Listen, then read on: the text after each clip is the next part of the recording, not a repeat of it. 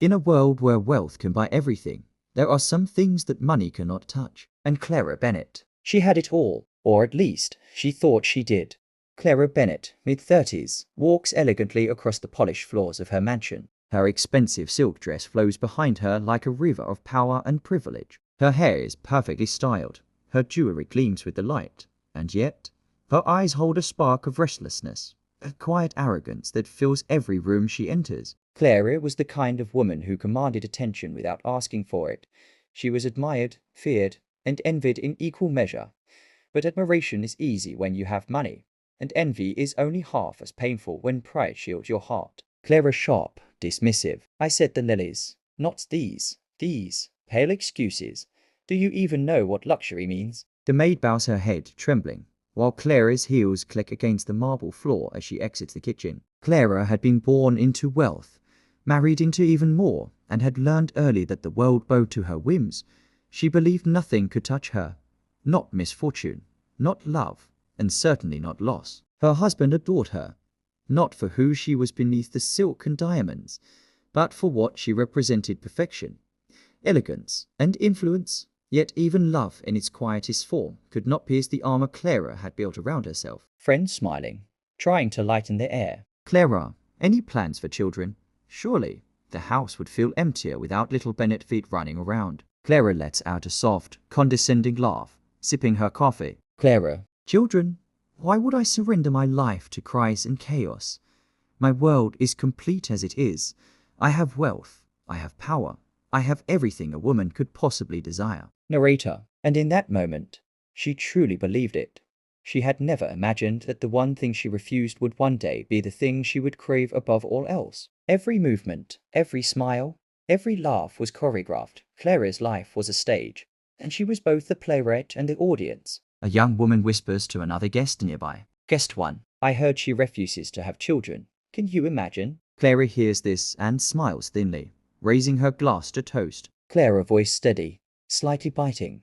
Children are not a necessity, they are a choice, and some of us have greater things to accomplish. Narrator. She was admired, envied, feared, but what she could not see in herself was that her pride had begun to plant seeds of isolation, seeds that would grow silently, waiting for the day the world would finally teach her a lesson she could not buy away. In the stillness of night, Clara was alone, the laughter of others, the joy of life. It all felt distant, but she told herself that solitude was power, and loneliness was a luxury only the ambitious could afford. Clara. Fragile foundation for even the mightiest of women. The future? I am living in the present, Richard. The future will take care of itself, as it always does. Narrator. And so, the nights passed rich, grand, and empty. Clara's life was a palace built on pride, and pride is a fragile foundation for even the mightiest of women. Doctor softly. Mrs. Bennett, I am afraid the chances of conceiving naturally are extremely low at your age, and with certain conditions. It's unlikely. Clara's hand tightens around the chair arm. Her face flushes with disbelief. Clara forced composure. There must be some mistake. I can afford the best treatments, the best doctors. Surely, there's a way. Doctor. Some things money cannot buy. Mrs. Bennett. Some things are beyond reach. Narrator. For the first time in her life, Clara faced something she could not command, bribe, or manipulate. The armor of wealth and arrogance had begun to crack, and the cold wind of reality seeped through. Weeks passed, and Clara's world, though unchanged in its splendor, began to feel hollow. The laughter that once filled the halls, the praise of friends, even the smiles of her husband, none of it could fill the growing void in her heart. Clara walked slowly through the drawing room, her fingers brushing over ornate furniture. A small, unopened gift box sits on a side table, a present from a friend congratulating her on her beautiful life.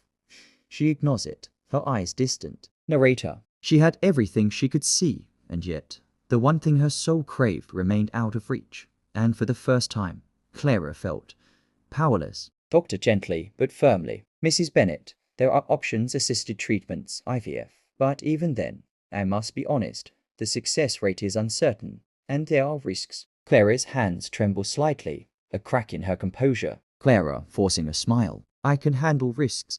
Just tell me what I must do. Narrator. Money could buy treatments, doctors, and hope, but it could not buy certainty, and certainty, Clara realized, was something she had always taken for granted. A young woman nearby cradles her baby in her arms, laughing. Guests admire her, taking pictures. Clara glances over, her smile stiffening. Narrator. She watched others embrace the joy she had chosen to deny herself, and for the first time, envy pierced her pride. Clara excuses herself, retreating to the quiet of a small terrace. The music dims, the night air is cool.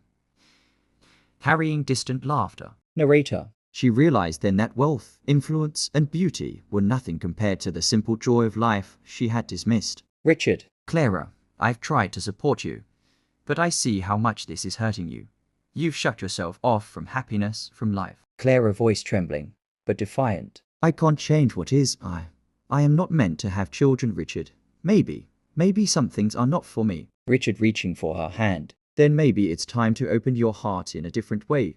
Life doesn't have to be just about what you cannot have. Narrator. For the first time, Clara faced a choice.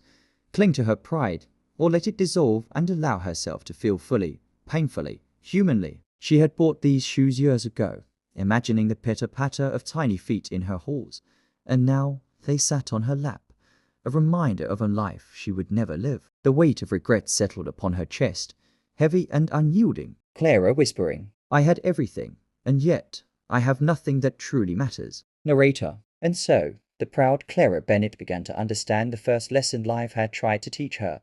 No armor, no wealth, no influence could protect her from the truth of loss. It was there, among the laughter of children who had never known her wealth, that Clara first felt the stirrings of humility. Here, she could give without expectation, love without possession, and touch lives without owning them. She kneels down, handing toys to a little girl who hugs her tightly. Clara's tears flow freely now, unashamed, unhidden. Narrator. For the first time in her life, Clara realized that love was not a thing to command. It was a thing to share, to nurture, to give, and in giving, she found a kind of wealth that no money could match. Clara Bennett had learned that the price of pride is steep, and that loss can teach what wealth never can. She had wanted children for herself, but the world gave her children in a different way, and this time, she embraced them fully. Clara smiles genuinely for the first time in years. She laughs as a child runs ahead, the sound bright and clear against the soft evening glow. Narrator. She had everything once, and she had lost it all, but in the loss, she found something more enduring than gold or diamonds: humility, compassion, and the quiet joy of giving. Narrator, voice over. Morning light brought warmth, laughter, and the promise of new beginnings. Clara had traded the cold grandeur of marble halls for the warmth of little hands, the chatter of innocent voices, and the quiet joy that money could never buy. A small boy tugs on her sleeve. Boy, Miss Clara, can you play with me? Clara kneels down, laughing, picking him up and spinning him gently around. She laughs a sound pure and unguarded. Narrator. She had once believed happiness was something to command, to possess, to control. Now, she understood it was something to nurture, to share, to feel. Narrator. Clara still had the house, the riches, the prestige, but she no longer measured life by what she owned. She had learned that emptiness could be filled with love, not luxury. She picks up the small pair of baby shoes she had once bought years ago. This time, she smiles softly. Clara, whispering, I didn't get what I wanted, but maybe I got what I needed. Narrator. Her transformation was quiet but powerful. The woman who had once demanded perfection now offered patience. The woman who had once ruled with pride now led with compassion. A child runs up, placing a hand over hers. Child, thank you, Miss Clara. You make us happy. Narrator. And in their eyes, Clara found a reflection of something she had longed for but could not command: unconditional love. Narrator. She had learned that wealth and power are fleeting, that pride can isolate the heart, and that life's greatest gifts often come wrapped in unexpected forms. A soft breeze rustles the leaves. Clara smiles genuinely, unburdened. Narrator. Clara Bennett had once believed she could control everything, that she could command life as she commanded her world. But life has its own way of teaching lessons, and sometimes those lessons are the only inheritance worth having. Narrator. She planted this tree not for herself, but for those who would come after, a symbol of growth, resilience, and the beauty that comes when we learn to give rather than to demand. Narrator. Clara Bennett had paid the price of pride, but in doing so, she discovered something no wealth could buy: love, humility, and the courage to open her heart. Final narration. Moral. Some people have it all, yet remain empty. Some people lose everything and finally find what truly matters. The price of pride is steep, but the reward for humility and love is priceless.